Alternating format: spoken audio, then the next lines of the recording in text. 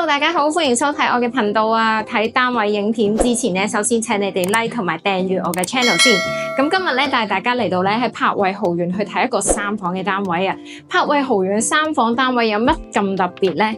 咁睇開柏衛嘅朋友仔咧，可能都知道啦，成個柏衛豪園咧，總共係有8成嘅單位咧都係2房嘅間隔嚟嘅。咁剩翻嘅2成嘅單位咧，分別係3房啦、3房嘅連埋儲物室嘅間隔啦，或者係4房甚至乎5房嘅間隔嚟嘅。咁今日咧，我哋有幸可以咧有一間3房嘅房盤拍到片俾大家睇啦。咁同埋咧，佢除咗3房之外咧，仲多個儲物室添啊！好，事不宜遲啦，帶大家睇個單位先。好啦，首先呢度入門口嘅位置啦，咁喺我旁邊咧就見到係廚房嚟噶啦。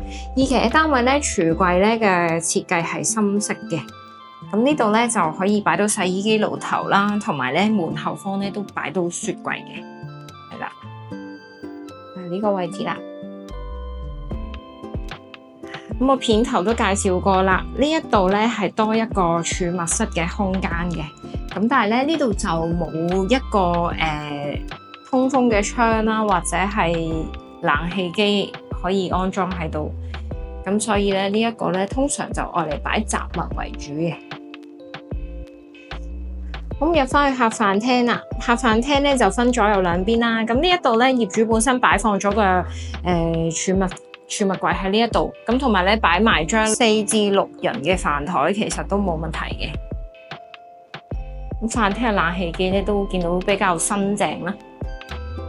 好，到客廳呢邊啦，哇，好闊啊！客廳其實呢度咧都有差不多係9至到10尺咁闊噶，咁擺到3座位嘅梳化啦，加個櫃仔喺旁邊都 OK。咁然之後呢邊咧可以擺到茶几啦、電視櫃啦，行埋出去露台啦。咁呢度係中層嘅單位啊，遠望咧，哇，就係天水圍嘅中央公園啦。咁呢邊咧係西南嘅方向啦。咁同埋樓下咧，我哋都見到平台泳池嘅地方嘅。我哋繼續沿住走廊行咧，就會係浴室啦，同埋3個睡房。咁呢個浴室咧就都係有窗噶。咁一陣間我哋嗰個主人套房浴室咧都係有窗。咁業主咧改咗係淋浴間啦，就冇咗嗰個浴缸喺度噶啦。好啦，跟住第一間睡房啦，四四正正可以擺到睡床加書台。景觀咧都係同露台一樣啦，都可以望返中央公園啦，同埋樓下泳池嘅地方。第二個房間咧，因為做咗個碌架床喺度啊，同埋拉咗窗簾啊，所以比較暗啲。不過唔緊要，同啱啱細房第一間睡房咧個景觀係一樣嘅。好，另外啦，最後就係主人嘅套房啦。呢個主人套房浴室咧都係有窗嘅。